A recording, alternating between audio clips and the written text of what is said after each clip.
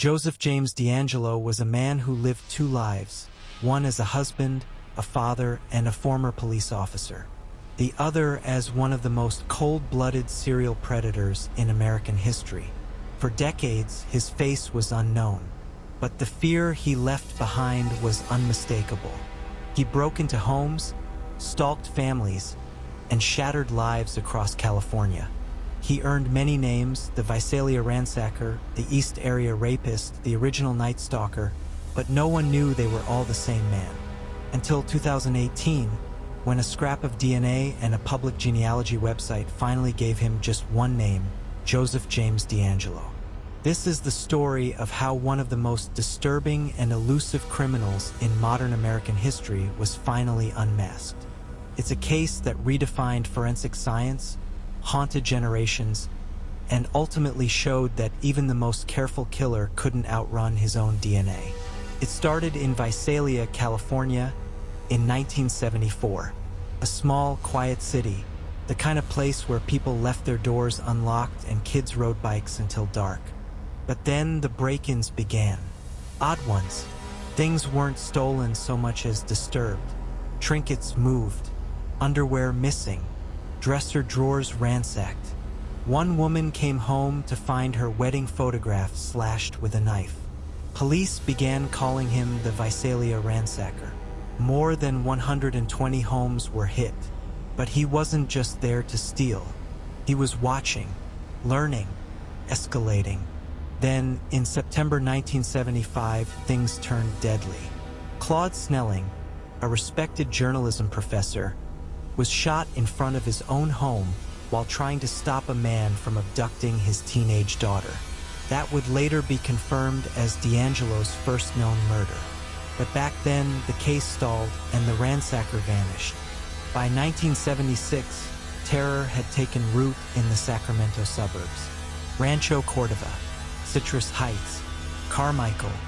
Women were being raped in their own homes, often while they slept. At first, it was single women, then couples. DeAngelo would break in silently, usually through a window he had unlocked days before. He'd shine a flashlight in their eyes, brandish a gun or knife, and tell them not to move. The man would be tied up. Then DeAngelo would balance dishes on his back and say if he heard them rattle, he'd kill them both. Then he'd drag the woman into another room. He didn't just attack, he dominated. He stayed for hours. He'd eat their food, drink their beer, sometimes cry or mutter to himself.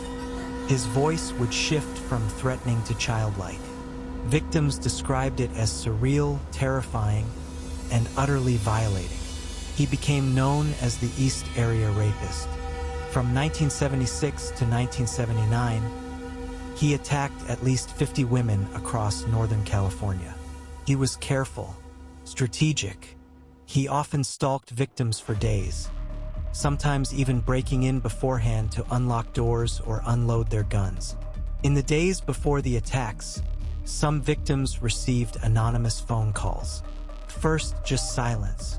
Then, "I'm going to kill you." Police were desperate. Communities lived in fear. People stopped going out at night.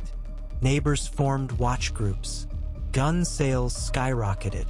Still, the attacks continued. He was always one step ahead. And then he taunted them. In 1977, he mailed a poem to the Sacramento Bee. It was called Excitement's Crave, a bizarre, narcissistic piece about his hunger for control and chaos. He called himself a masked man of the night. It was chilling. He was playing with the police, and the public knew it. If you're gripped by stories like this, make sure to like this video and subscribe for more deep dives like this one, because things were about to get worse. In 1979, the East Area Rapist vanished from Northern California. But then, hundreds of miles south, a new killer appeared. In Goleta, near Santa Barbara, a couple named Charlene and Lyman Smith were found bludgeoned to death in their home. Lyman had been beaten with a log from the fireplace. Charlene had been raped. In Ventura, Robert Offerman and Deborah Manning were found bound and murdered in their bedroom. In Irvine, 18-year-old Janelle Cruz was raped and beaten to death in her family home. Over the next several years, at least 13 people would be murdered in strikingly similar ways. The killer was methodical. Night entries, couples, bindings, rape, blunt force trauma. There were no signs of forced entry, no solid leads. The press dubbed him the original Night Stalker. It wasn't until 2001 that DNA technology finally revealed the unthinkable. The East Area Rapist and the original Night Stalker were the same person. Years later, that same DNA also linked him to the Visalia Ransacker.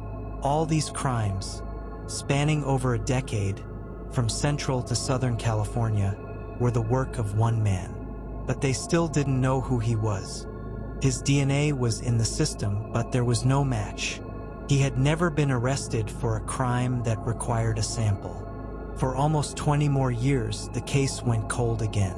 Detectives aged. Victims passed away. But a few, including investigator Paul Holes and genealogist Barbara Raventer, refused to let it go. In 2018, they tried a radical new approach.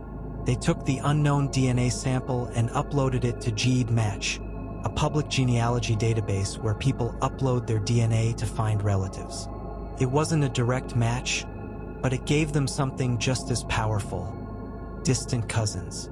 From there, they built a massive family tree, eliminating one branch after another. Eventually, all paths pointed to one man, Joseph James DeAngelo, a 72-year-old man living in a quiet neighborhood in Citrus Heights. He had a wife, children, grandchildren.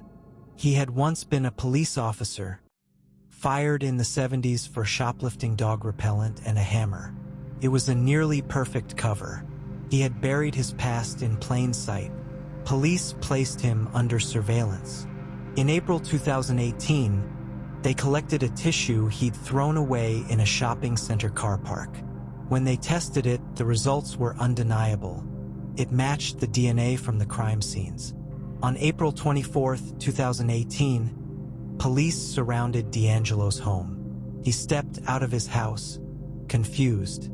He had no idea that after more than 4 decades, his double life had finally caught up to him. His arrest made headlines around the world.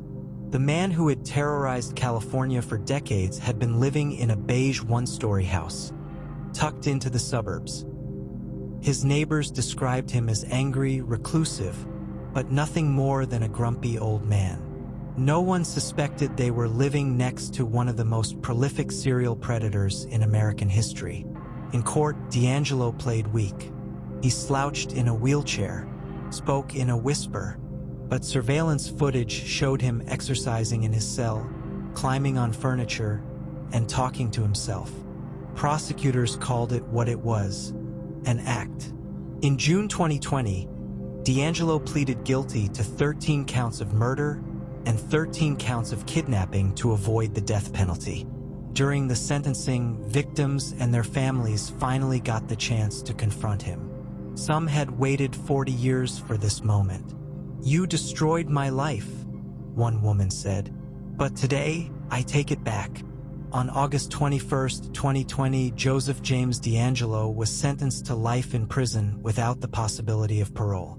He now resides at California State Prison, Corcoran, where he will die behind bars. The Golden State Killer case changed everything. It was the first major criminal case solved through genetic genealogy, a revolutionary tool that has since helped crack hundreds of cold cases. But it also sparked national debate about privacy, ethics, and how our most personal data can be used in criminal justice. Still, for the survivors, the breakthrough meant something much simpler: an end to decades of silence, an end to living in fear. They finally had a name, a face, and justice. For over 40 years, Joseph James DeAngelo was a ghost. But DNA never forgets.